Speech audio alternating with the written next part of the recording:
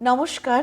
2025 সালের কালী পুজোর অমাবস্যা তিথি শুরু হচ্ছে আগামীকাল সোমবার 20শে অক্টোবর এবং এটা শেষ হচ্ছে মঙ্গলবার 21শে অক্টোবর এবং সময়কাল হচ্ছে 20শে অক্টোবর দুপুর 3:44 থেকে শুরু হচ্ছে আর 21শে অক্টোবর এই তিথি শেষ হচ্ছে 5:54 অর্থাৎ 5:54 পর্যন্ত অমাবস্যা থাকছে।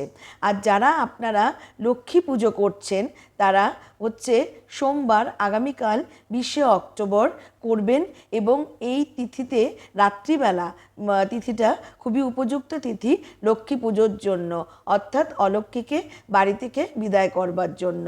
এই দিন আপনারা একটি বিশেষ টোটকা আপনাদের সংসারের সুখ সমৃদ্ধি সৌভাগ্য এবং অর্থকে বৃদ্ধি করবার জন্য করবেন। সেটা খুব সামান্য জিনিস, খুব সামান্য উপাচার লাগে, বিশেষ কোনো অর্থের প্রয়োজন লাগে না। আপনারা কি করবেন, একটি বাটি নেবেন, বাটির মধ্যে গঙ্গার জল নেবেন।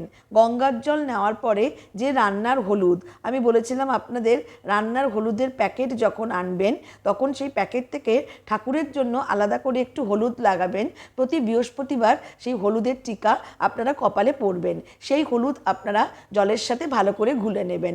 এইবারে একটা সাদা সুতো নেবেন, বেশ একটু বড় সাদা সুতো নিলেন।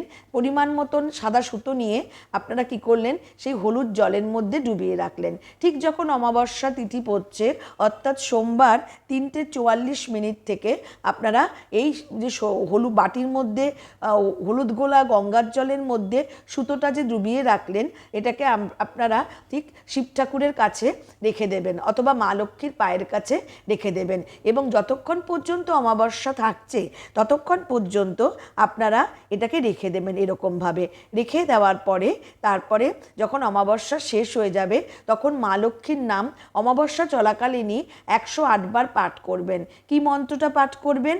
ওম শ্রীং শ্রীয়ে নম, এই মন্ত্রটি 108 বার পাঠ করবেন। করে তারপরে বাটিটা রেখে দিচ্ছেন। অমাবস্যা শেষ হওয়ার পরে বাটিটা তুলবেন, দেখবেন জলটা শুকিয়ে যাবে এবং সুতোটা পুরো হলুদ রঙের হয়ে যাবে।